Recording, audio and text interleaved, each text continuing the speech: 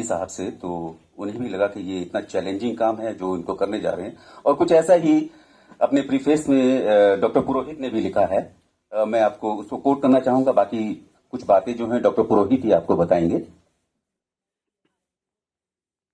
One of the most vital reason for his popularity as a poet is transformation of his poetry into songs. Music is the objective conclave which transforms his poetic lines into beautiful aesthetic objects, instantly piercing at the heart of his audience.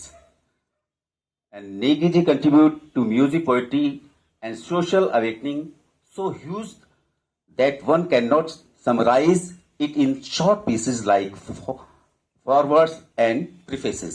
तो पुरोहित ने बिल्कुल सही कहा कि किसी भी चीज को इतनी जल्दी से इतनी अच्छी तरीके से सबमिट करके बिल्कुल वही भाव के साथ बड़ा मुश्किल काम था। माँ बाप का कोई इंट्रोडक्शन नहीं होगा, ऐसा स्कूल जिसकी कल्पना की कौन हो सकता है। मेरा इशारा है देवेश जोशी से कि वो आए और इस पुस्तक के बारे में अपने ख्यालात प्रकट करें। श्री देवेश जोशी। प्रिय श्रद्धेय गढ़ गौरव नयन Singh Negi ji, professor Arun Pant ji, professor doctor D R पुरोहित जी, प्रोफेसर जयवंती डिमरी जी, डॉक्टर नंदकिशोर अटवाल जी, और लोकार्पित होने वाली पुस्तक के लेखक श्री डॉक्टर दीपक बिजलवाड़ जी, और इस हॉल में उपस्थित आप सब लोगों को मेरा नमस्कार। सर्वप्रथम मैं लेखक दीपक बिजलवाड़ जी को इस पुस्तक के लिए और उनके गाइड प्रोफेसर अनुपम जी को बहुत बहुत बधाई देना चाहता हूं।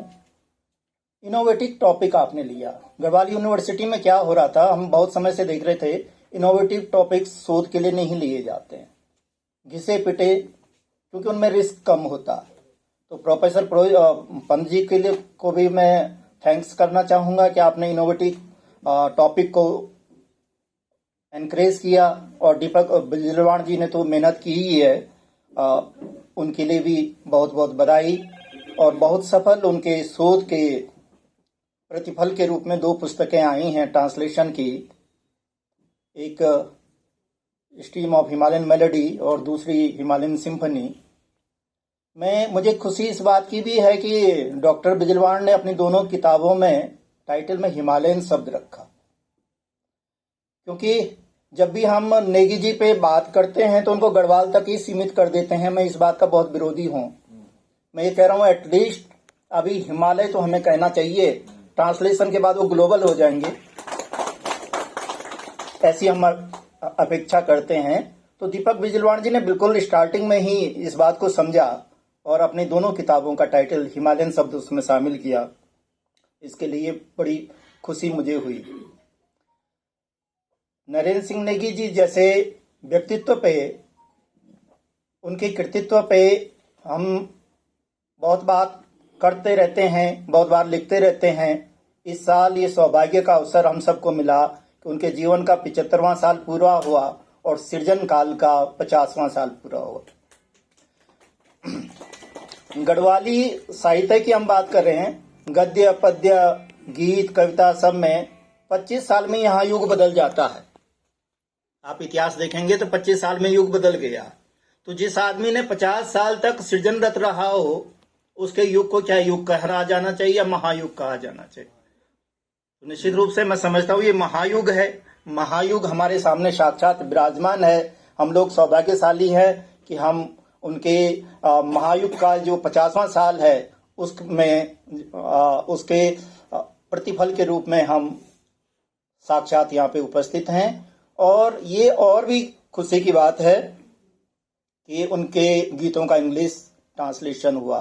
नेगी जी के बारे में मेरा ये मानना है कि लोक तत्व उनके गीतों में इतना व्यापक रूप से समाहित है कि वो लोक के प्रतिनिधि लगते हैं, और लोक के गीत आईना बन जाते हैं उनके लिए। एक और चीज मैंने जो नोटिस करी आपके गीतों में, आपके गीतों में देखने में आती है और इन इन चीजों से हम सीखते हैं।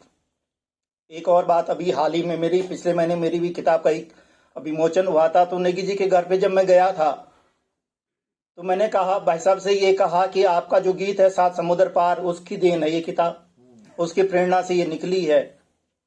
तो उन्होंने बड़े भावुक होकर के कहा, क्या बताऊं, मेरे को तो आकाशवाणी ने गीत गाने ही नहीं दिया, मना कर दिया, ये मनोबल तोड़ने वाला गीत है। तो मैंने कहा, भाई साहब आज बदला पूरा हो गया, मैंने बदला ले लिया आपका। बोले कैसे? मैंने कहा, आज आकाशवाणी ने मुझे भी बुलाया और मुझसे पूछा कि आपकी प्रेरणा क्या है। मैंने कहा, सात समुद्र पार गीत। उससे प्रेरणा मिली, उस पर चर्चा हुई, और जिस आकाशवाणी ने एक बार वो गीत को रिकॉर्ड करने से, जबकि वो 2 वर्जन में पहले रिकॉर्ड कर चुके थे, चंद्र सिंह राय जी और महेश तिवारी जी के वर्जन में उनका वो कर चुके थे, लेकिन उन्होंने कहा इसका फीडबैक हमें ठीक नहीं लग रहा, ये फौज का मनोबल तोड़ने वाला, ये हमारी गलती थी। हम आज भी कहते हैं कि सात समुद्र पार गीत का जो इक्विवेलेंट गीत है वो है Poppy in the Flanders fields. इतना लोकप्रिय दुनिया में हुआ, एक कनाडा के लेफ्टिनेंट ने लिखा, फ्लैंडर्स के लिए लिखा। आज पॉपी जो है वो रिमेम्बरेंस का सिंबल बन चुकी है इंटरनेशनल। हम कहते हैं हमारा सिंबल क्या है, हमारे गढ़वाली गीतों का सिंबल क्या है? सात समुद्र पार। और अगर हमारी जनप्रतिनिधियों में थोड़ी सी भी चेतना होती तो देहरादून में सात समुद्र पार नाम से एक पार्क होता, जिसमें प्रथम विश्व युद्ध के शहीदों को और भाग लेने वाले सैनिकों को याद किया जाता। लेकिन ये चेतना हम में नहीं है, विदेशों में है, और धीरे धीरे ये चेतना बढ़ती जा रही है। नेगी जी के गीतों के बारे में मेरा ये भी कहना है कि जिस तरह से एक हाई डेफिनेशन फोटो होता है, उसे किसी भी फॉर्मेट में कन्वर्ट कर दो, उसकी क्वालिटी खराब नहीं होती।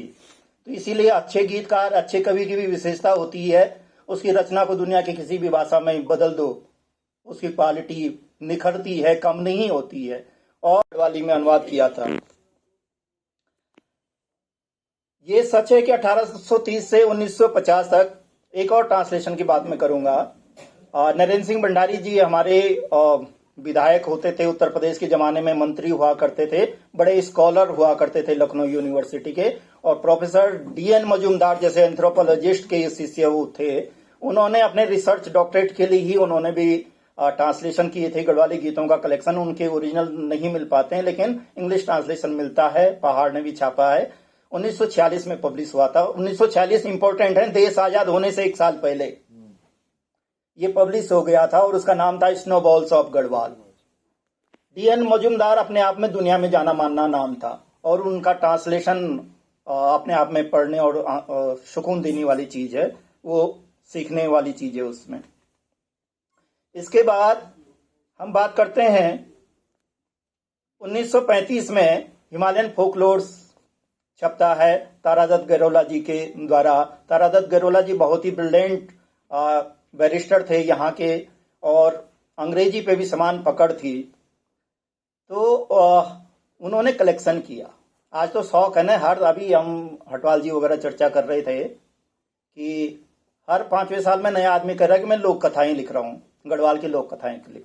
भाई कथा नई कहाँ से, लोक कथा नई कहाँ से हो जाएगी? वही वाली किताबें, तुम्हारा कवर नया होगा, राइटर का नाम नया होगा, लेकिन हक सभी को है। जिस तरह से बीकानेर आदमी का नाम तो हमें पता हो, वो थे तारादत्त गैरोला। और ES Oakley Ramsay inter college Almora में प्रिंसिपल थे और मिशनरी भी थे। उन्होंने जब उसको देखा, उन्होंने कहा भाई ये तो लाजवाब चीज है, इसका कलेक्शन कीजिए और इसको पब्लिश करते हैं। उस समय क्या था, आज भी अंग्रेजी पढ़ने लिखने के बाद आदमी के अंदर थोड़ा गरूर आ जाता है। अगर उसने सिंपल MA किया है तो सब्जेक्ट नहीं बताएगा, लेकिन अंग्रेजी में किया होगा तो जरूर बोलेगा, आगे से जरूर लिखेगा MA इन इंग्लिश।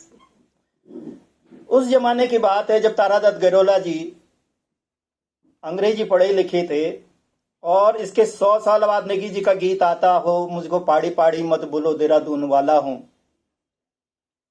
तो उनकी मानसिकता तब कैसी मानसिकता रही? तब तो और ज्यादा बुरी स्थिति रही होगी, मुझको गढ़वाली मत बोलो भाई, मैं तो अंग्रेजी पढ़ गया हूं इलाहाबाद यूनिवर्सिटी से।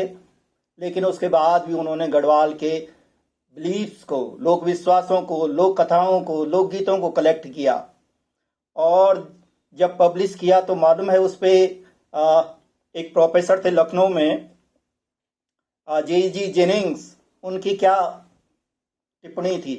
उन्होंने कहा ये होमर की झलक मुझे लगती है ग्रीक पोइट होमर की, गढ़वाल की लोक कथाओं में और लोकगीतों में। हम तो कल्पना भी नहीं कर सकते। होमर तक तो अंग्रेजी साहित्य पढ़ने वाला भी बहुत कम पहुंचता है, वो शेक्सपियर वर्ड्सवर्थ तक ही घूमता रहता है। और उन्होंने कहा ये तो होमर के समकालीन है, अंग्रेजी की क्या बात कर रहे हो।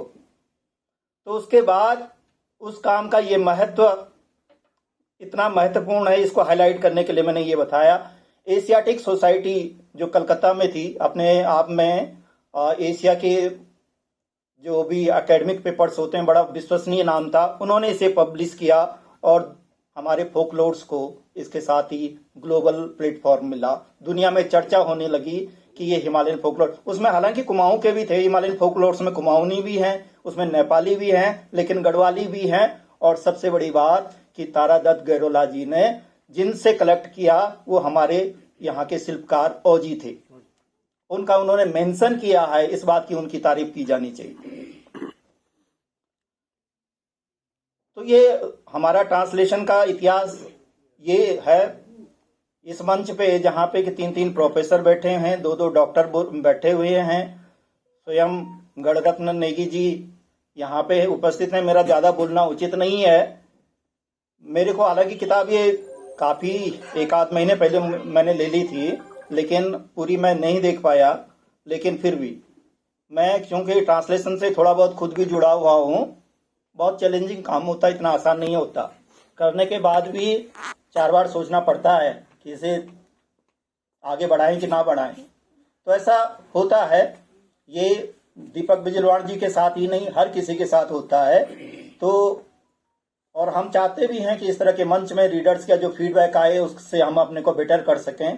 तो ऐसे ही जो कुछ मैंने इसमें से कुछ देखी हैं वो चीज़ों मैं डिस्कस करना चाह रहा हूँ, सिर्फ इसलिए कि मैं अपने को करेक्ट करना चाह रहा हूँ कि क्या मैंने ये सही पकड़ा है। क्या ये वो सौंली एक शब्द आता है, नारंगी की सौंली, आपने लिखा हुआ है बाइट, मुझे लगता है सेगमेंट होना चाहिए था।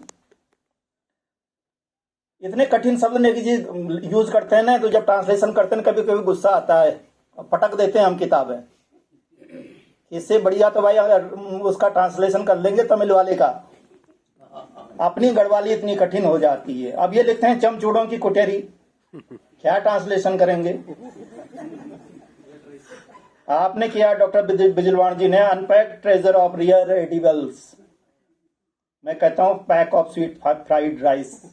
शायद दीपक बिजलवाण जी ने खुद नहीं खाए होंगे चमचूड़े, इसलिए और देखे भी नहीं होंगे हैं। एक शब्द है भरोसू, और कुछ ना दे तो भरोसू दे। आपने लिखा ट्रस्ट, मुझे लगता था एश्योरेंस होना चाहिए। चैती पसारू मंगना, अब इतना कठिन कॉन्सेप्ट हो जाता है, लेकिन यहाँ पे बहुत ही ज्यादा डिविएशन हो गया था। आप लिखते हैं taking their monthly share of March. मैंने जब इस पे किया था तो मैंने लिखा था asking for the new year's favours. March से न्यू ईयर शुरू होता है और मंथली नहीं मांगते, इससे ये मैसेज आ सकता है कि मंथली प्रत्येक महीने मांगते ही रहते हैं। मंथली शेयर नहीं है, वो एनुअल शेयर है। तो asking for the new years, और हमारा न्यू ईयर मार्च में शुरू होता है, न्यू ईयर्स फेवर्स। एक और यहाँ पे थे लिम्बा नारंगी गच्चे डाली, आपने लिखा full bloom tree of orange, मुझे लगा fruit laden trees of lemon orange होना चाहिए। एक पॉलिटिकल मिस्टेक भी आपसे हुई है। नेगी जी की एक कविता है जिसमें बड़ी चतुराई से उन्होंने यूज किया था एक शब्द कि आवारी आपने वोट दिए जालो। वी विल, दीपक बिजलवाण जी पकड़ नहीं पाए, इन्होंने किया we will vote for you, जबकि होना चाहिए वोट फॉर आप, AAP। अब वो आप उनकी कविता में बोल्ड भी नहीं कर सकते थे, वो जब पाठ करते होंगे तो तब स्ट्रेस करते होंगे। वो गलती कोई भी कर सकता, सहज है, इतनी चतुराई से यूज किया हुआ है कि वो पकड़ना आसान नहीं है। एक टर्म आया यहाँ पे, भ्रष्टाचारी गैर किले। आपने लिखा white corrupts are from the outside, वो गैर को गैर समझ गए। मैंने इसका लिया why the corrupt pot belly. एक बड़ा मजेदार टर्म आपने यूज किया निकी जी ने, मूणा क्षणम धरीच। अब बताइए इसका ट्रांसलेशन कितना कठिन है। तो दीपक बिजलवाण जी ने इसके बाईपास लेना यहाँ पे बेटर समझा और इन्होंने कहा I am all for you. लेकिन मैं कहता हूं I put my neck on butcher block. America में भी बैठा होगा तो वो भी समझ जाएगा। खुद मुख्तियारी को अधिक अख्तियार नहीं दे। कितनी मजेदार उर्दू यूज की है गढ़वाली बना करके निकी जी ने। तो आपने लिखा है, इसका ट्रांसलेशन किया है, didn't give me a chance to take my own decisions. सही है बिल्कुल ट्रांसलेशन, लेकिन थोड़ा लंबा और पोइटिक नहीं है। मुझे लगता है didn't allow me freedom of action ज्यादा पोइटिक होता। एक और गीत है, उसमें आप यूज करते हैं लाठी लबार। मैंने तो समझे लाठी होली काली होली लबार होगी। तो इसका आपने ट्रांसलेशन किया डम और क्लेवर। लाठी को डम और लबार को क्लेवर, जो कि मुझे लगता है ये इनोसेंट और स्विंडलर होना चाहिए था। लाठी वो डम नहीं है ना। लाठी समझ के कौन शादी करेगा, है ना। बाकी बहुत मजे आ रहा है। देखिए आपने इतनी बड़ी किताब है ट्रांसलेशन की, और कुछ ही शब्द ऐसे हैं जिनपे कि मुझे लगा कि थोड़ा सा इनमें दाएं बाएं होना चाहिए। बाकी सब मजेदार है, परफेक्ट है, बहुत ही बढ़िया है। ग्लोसरी में जरूर मेरा ये कहना है कि जैसे आप ऑजी को ग्लोसरी में दे रहे हैं, ग्लोसरी में आप लिख रहे हैं कि म्यूजिशियंस हैं, ड्रम बीटर्स हैं। हम लोग समझ रहे हैं कि ऑजी क्या है, लेकिन दुनिया फिर इसी अर्थ में लेगी कि वो म्यूजिशियन है, वो ड्रम बीटर्स हैं, जबकि हम कह रहे हैं कि वो सरस्वती पुत्र भी हैं। हमारी भाषा में उनका योगदान है, उन्होंने हमारे मुहावरे गढ़े हैं, उन लोगों को लिटरेरी क्रिएट, हालांकि ओरल ट्रेडिशंस के हैं, तो ये उनकी गलती नहीं है। आप बताइए गुंड गुंडों दाल होली कमर कमर भात, ये किस पंडित ने किस ठाकुर ने रचा होगा? जाहिर है किसी शिल्पकार वर्ग के से ही रचे, और बहुत सुंदर गीत उन्होंने रचे हैं ओरल ट्रेडिशन में। लेकिन जिस तरह से मंदिर की मूर्तियों पे उनके हस्ताक्षर नहीं है, उसी तरह उनके गीतों पे भी उनके हस्ताक्षर नहीं है। तो उनका ड्यू क्रेडिट, लिटरेरी क्रेडिट भी ग्लोसरी में जरूर दिया जाए, ताकि दुनिया ये समझे न ये सिर्फ म्यूजिशियन है, वो तो है ही, और न सिर्फ ड्रम बीटर तो आपको मिल जाते हैं, पंजाबी ढोल वाले भी मिल जाते हैं, तो वो हमारे लिए ड्रम बीटर्स मात्र नहीं है। उन्होंने हमारे लिटरेचर में भी बहुत योगदान दिया है। हमारे जागर बचे हुए हैं, हमारे जो पवाड़े बचे हुए हैं, बिरुदावलियां बची हुई राजवंशों की, और जो आसंती कोपट बासंती कोपट, जो हम कतूरी युग के जो विरासत को अभी भी सहेजे, वो किसकी बदौलत सहेजे हुए हैं? इन औजियों की बदौलत ही सहेजे हुए हैं। उनका ड्यू क्रेडिट ग्लोसरी में दिया जाए थोड़ा बढ़ा करके। धन्यवाद।